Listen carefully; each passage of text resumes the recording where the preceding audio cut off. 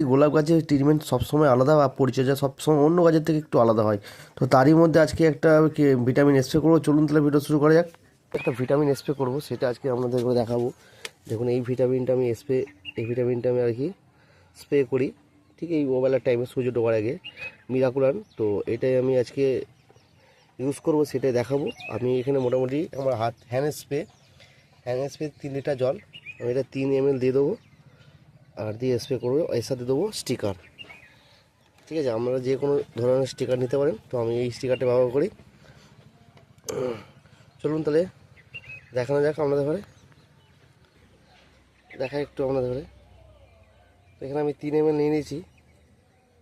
এই 3 mlটা এর মধ্যে দিয়ে দেবো।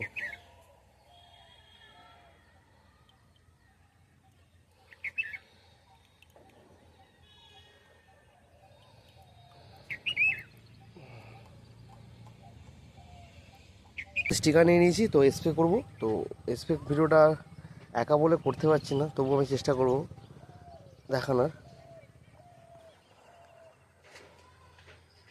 দেখুন এই গাছটি স্প্রে করে একটু দেখাচ্ছি আপনাদের। জাস্ট এইভাবে ধরবেন এই গাছে, এটাকে দেখুন।